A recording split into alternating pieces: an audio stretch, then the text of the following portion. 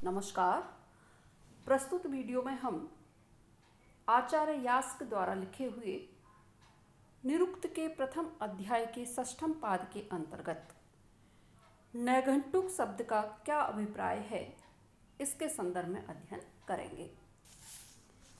आचार्य यास्क कह रहे हैं, तद यद अन्य दैवते मंत्रे निपतति नैघंटुकम तत्। तद यद, तो जो शब्द अन्य दैवते मंत्री, अन्य किसी देवता के मंत्र में, शब्द से तात्पर्य देवतावाचक शब्द से है, अन्य मंत्र निपतति, अन्य मंत्रों में आ जाते हैं, वह क्या कहलाते हैं? नैघंटुकम, नैघंटुक अथवा गौड़ देवता कहे जाते हैं। यास्क की दृष्टि में नैघंटुक उस देवता को कहते हैं जिसका वाचक शब्द किसी अन्य प्रधान देवता वाले मंत्र में गौड़ या अप्रधान उपमान आदि के रूप में आता है। यास्क अब इसके लिए एक उदाहरण के द्वारा स्पष्ट कर रहे हैं। देखिए, कह रहे हैं, अश्व नत्वा वारवंतम अश्वम इव त्वा बालवंतम, कि अश्व यानी घोड़े के समान बाल वाले तुझको, अर्थात जो यहाँ पर जो अश्व शब्द है का, अश्व शब्द का प्रयोग यहाँ क्या है? नैघंटुक के रूप में ही है, क्योंकि अश्व नत्वा, अश्व के समान, इस वाक्यांश से वह उपमान गौड़ या अप्रधान ही सिद्ध होता है, प्रधान नहीं। इस प्रकार प्रस्तुत मंत्र में अग्नि प्रधान देवता है और अश्व क्या है? नैघंटुक देवता है। अब इसमें एक शब्द आया बाला। बाला 10 वार्णार्था भवन्ति। जो बाल हैं अर्थात बार जो शरीर पर होते हैं वो कैसे होते हैं? 10 वार्णार्था भवन्ति। जो 10 अर्थात डांस जो होती हैं उनको वार्णार्था दूर करने के लिए भवन्ति होते हैं।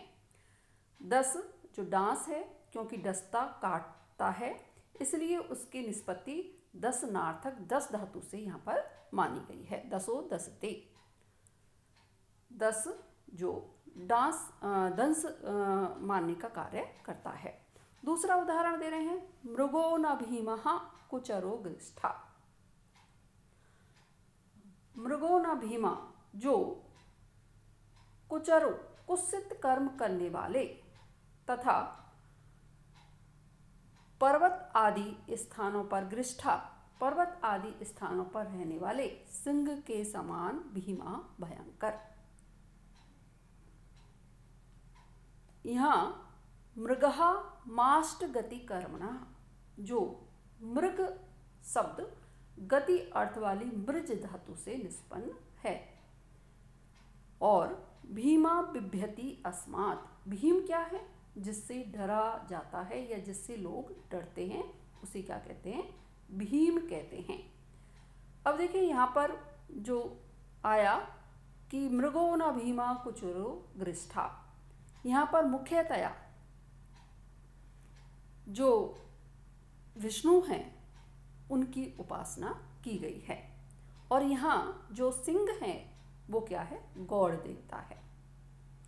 क्योंकि इसमें कि मृगो न भीमा, जो सिंह के समान भीमा भयंकर, कुचरो कुत्सित मार्गों में या भयंकर पर्वत क्षेत्रों में निवास करने वाला, इधर उधर घूमने वाला है, वो कौन है? सिंह है। लेकिन इसका एक दूसरा अर्थ है ईश्वर के रूप में, विष्णु के रूप में गिरिष्ठा, जो गिरि है यानी हमारी वाणी जो है उस पर स्थित रहने वाले। कुचरो क्वे न चरति, कहाँ विचरण नहीं करता, अर्थात सर्वत्र विचरण करता है। जो देव हैं विष्णुदेव, वो सर्वत्र गमन करने हैं। और जो मृगो न भीमा, किसके द्वारा नहीं खोजे जा सकते, अर्थात किसी के द्वारा भी जिनको अगर दृढ़ इच्छा शक्ति हो तो उनको प्राप्त किया जा सकता है। तो इस प्रकार से यहाँ देवता जो विष्णु देवता हैं उनके लिए भी इसका प्रयोग है, और दूसरा सिंह। तो यहाँ पर जो विष्णु देव हैं वो कौन से हैं? आपके मुख्य देव हैं, और जो मृग शब्द है वह यहाँ पर क्या है? नैघंटुक है या गौण है या अप्रधान है। अब इसमें मृग शब्द आया, उसका कह रहे हैं मृगहा माष्ट गति कर्मणः।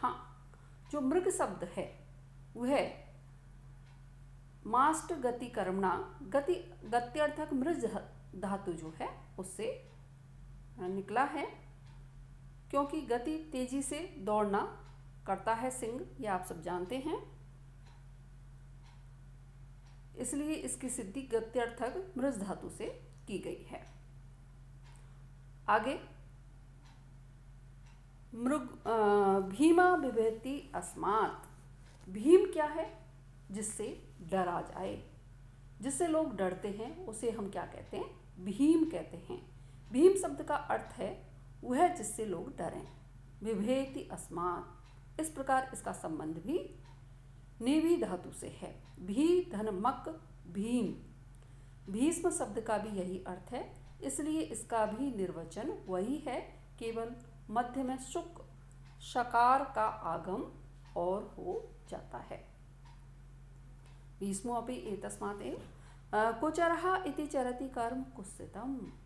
अब कुचरः शब्द जो है उसका निर्वचन प्रस्तुत करते हुए आचार्य यास्क जो है कह रहे हैं, और यदि कुचरा कुत्सित कर्म को करता है इसलिए वह क्या है? कुचर है कहलाता है। और यदि कुचर शब्द देवतावाचक होगा तो उसका निर्वचन क्या होगा?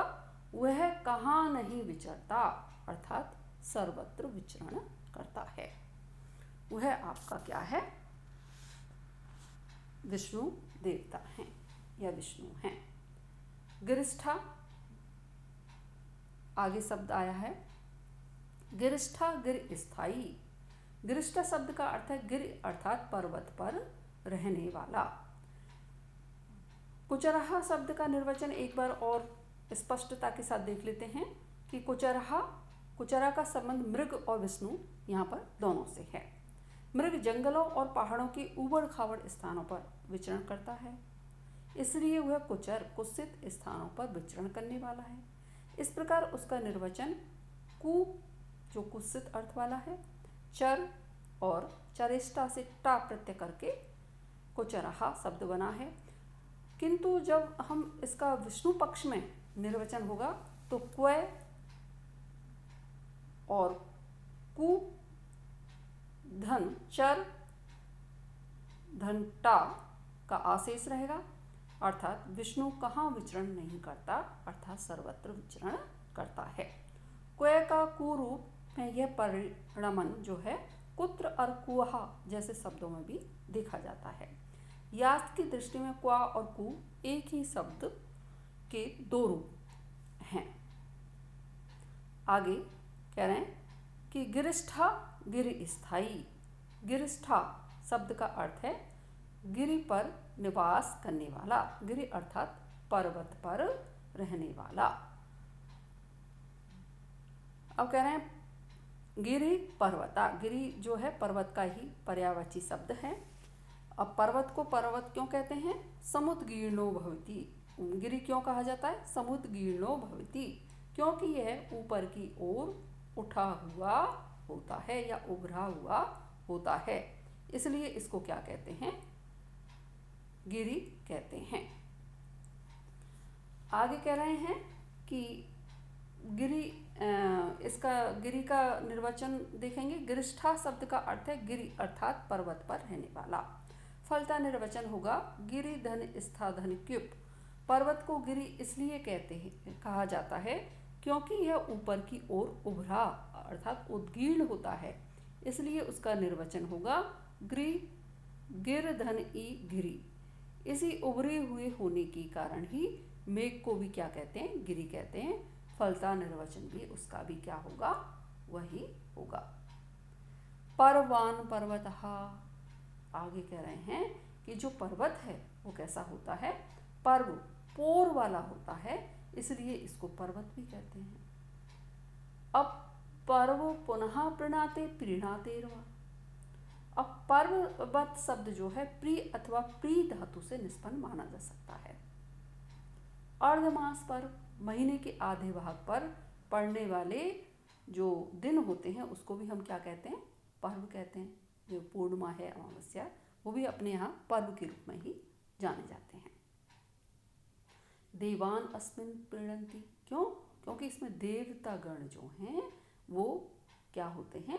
प्रसन्न, हम देवताओं को प्रसन्न करते हैं। आप सब जानते हैं कि अमावस्या के दिन पितरों को भोग लगाया जाता है और पूर्णिमा के दिन हमारे कई देवताओं का आह्वान होता है और पूजा की जाती है। इस तरह से देवगण जो हैं उनकी आराधना होती है, उनको प्रसन्न किया जाता है।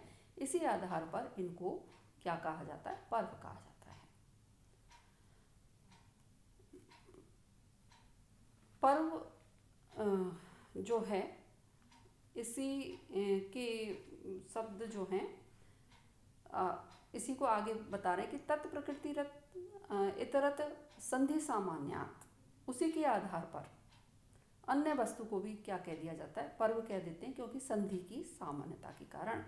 गृष्ट शब्द का देव पक्ष के अर्थ में मेघ, स्थायी मेघ में रहने वाला है। मेघोपि गिरि एतस्मात् एव, इसे भी मेघ को भी क्या कहते हैं?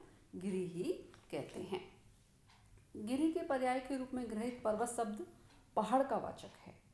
पहाड़ पर्वत इसलिए कहा जाता है क्योंकि पर्वों पोरों वाला होता है। जिस प्रकार गन्ना और बांस आदि में क्या होते हैं? पोर होते हैं, पर्व होते हैं। उन्हीं पर्वों या पोरों से युक्त होने के कारण यह पर्वत पर्वधन, पर्वंधन, तप, उड़ादि प्रत्यय से पर्वत बना है। यास्क ने प्रसंगवत जो पर्वत है उसके अंगभूत पर्वन के निर्वचन की ओर भी संकेत किया है। वे उसका संबंध पूर्णार्थक प्री धातु अथवा प्रसादनार्थक प्री धातु से मानते हैं। तात्पर्य यह है कि कोई वस्तु या दिन आदि इसलिए पर्व कहलाते हैं क्योंकि वे या तो किसी को पूर्ण करते हैं या उसमें उसके द्वारा किसी को प्रसन्न किया जाता है। इस प्रकार उसका निर्वचन इस प्रकार समझना चाहिए: प्रीधन वनित, परधन वन परवन, प्रीधन वनित, परधन वन धन परवन। यास्क ने दूसरे निर्वचन का उदाहरण दिया है: आधे महीने पर पड़ने वाला दिन, अमावस्या और पूर्णिमा। इसलिए पर्व कहलाता है क्योंकि लोग इस दिन यज्ञों के द्वारा देवताओं को क्या करते हैं? प्रसन्न करते हैं। और इन दिनों के द्वारा आधे मास की क्या होती है? पूर्ति भी होती है। इसलिए भी इसको पर्व कहा जाना चाहिए। इस संबंध में जो यास्क हैं उनका कथन है कि पर्व शब्द का मुख्य प्रयोग अमावस्या और पूर्णिमा के लिए ही पहले था, बाद में उसी के आधार पर उन वस्तुओं की संधि के लिए भी उसका प्रयोग होने लगा जिनमें अमावस्या आदि के समान कोई संधि दिखाई पड़ती थी। भाव है कि किसी वस्तु के द्वारा दूसरे के नाम को ग्रहण करने का मुख्य कारण किसी न किसी रूप में उसकी समानता होती है। अमावस्या और पूर्णिमा दोनों ही पक्षों की संधि होती है। यह स्पष्ट है कि अब जिन वस्तुओं में उनके समान जोड़ या संधि दिखाई पड़ती है तो उनको भी पर्व के रूप में जाना जाने लगा। आगे देखिए, तद यानी नामानि प्राधान्य स्तुति नाम देवतानाम तद दैवतम इति आचक्षते तद उपरिष्टात् व्याख्यास्यामः नैगंटुकानि नैगमानि। यह कह रहे हैं तद यानी, तो निघंटु के जिस कांड में प्राधान्य नामानि स्तुति नाम देवता नाम, प्रधान रूप से स्तुति वाले देवताओं के नाम जो संकलित हैं या विद्यमान हैं उनको दैवतम इति आचक्षते, उनको दैवत कांड कहा जाता है। इसमें जो प्रथम अध्याय के इस वाक्य में यास्क जो है निघंटु के तीनों कांडों के नाम का संकेत तथा उनमें संकलित शब्दों की व्याख्या निरुक्त में कहाँ कहाँ होगी इसको स्पष्ट करते हुए कह रहे हैं कि निघंटु के जिस कांड में प्रधान रूप से स्तुत देवताओं के नामों का संकलन किया गया है उस कांड को हम क्या कहते हैं? दैवत कांड या दैवत कहा कहते हैं। और इस कांड के शब्दों की व्याख्या यास्क निरुक्त के 7वें से 13वें अध्याय तक करेंगे। तत् उपरिष्टाद व्याख्या समय, उसकी व्याख्या हम आगे जो अध्याय आएंगे निरुक्त के 7 से 13 अध्याय में करेंगे। और नैगंटुकानि नैगमानि, हाँ, नैगंटुक और नैगम कांड में निर्दिष्ट शब्द यहाँ पहले नैगंटुक कांड के शब्द और तत्पश्चात नैगम कांड के शब्द जो हैं उनका वर्णन किया जाएगा। कहने का अभिप्राय ये है कि जो नैघंटुक और नैगम कांड के शब्दों की व्याख्या उससे पूर्व की जा रही है। जो दैवत कांड है उसके शब्दों से पूर्व और उसके पश्चात नैगम कांड के शब्दों की व्याख्या होगी। अंतिम दैवत कांड के नामकरण का हेतु स्पष्ट है। दूसरे कांड को नैघंटुक इसलिए कहा गया है क्योंकि उसमें दैवत कांड की अपेक्षा गौड़ देवताओं का वर्णन किया गया है। प्रारंभ में जो नैघंटुक का अर्थ वह नहीं है जो निरुक्त के प्रारंभ में अथवा नैघंटुक देवताओं के संदर्भ में उसका अर्थ किया है। यहाँ उसका सीधा अर्थ है ऐसे शब्द जो एक अर्थ वाले तथा पर्यायवाची हों। ऐसे शब्दों में गौड़ देवतावाचक शब्द भी हैं। कतिपय विद्वानों का यह कथन है कि निघंटु के प्रथम कांड का यह नामकरण यह सिद्ध करता है कि अपने मूल रूप में निघंटु इस कांड तक ही सीमित था और बाद में ये दोनों कांडों के शब्द जो हैं उसमें बाद में संकलित किए गए हैं। वाचक शब्दों तथा नैगम कांड की अपेक्षा सरल एकार्थक पर्यायवाची शब्दों का संकलन किया गया है। तीसरा कांड है नैगम। उसको नैगम कहने का कदाचित यही तात्पर्य है कि इसमें संकलित जो पद हैं वह अन्य दोनों कांडों के पदों की अपेक्षा उनका निर्वचन कैसा अत्यंत दुरूह है। इसलिए इन निगमों से संबंध होने के कारण इसे क्या कहते हैं, नैगम, निगम धन अण, इस तरह से नैगम कहा गया है। और यहाँ वहाँ जो शब्दों का प्रयोग पूर्व के अर्थ में किया गया है वे दोहरे शब्दों का प्रयोग इस तथ्य की ओर इंगित करता है। और इस तरह से आपका प्रथम अध्याय जो है यहीं समाप्त होता है। आपके कोर्स में प्रथम अध्याय तक ही सम्मिलित किया गया है। इस प्रकार से आपका जो प्रथम प्रश्न पत्र है वह लगभग पूर्ण हो चुका है। कुछ बुक्स आपकी ऑफलाइन हो गई थी और निरुक्त आपका ऑनलाइन करा दिया गया है। धन्यवाद।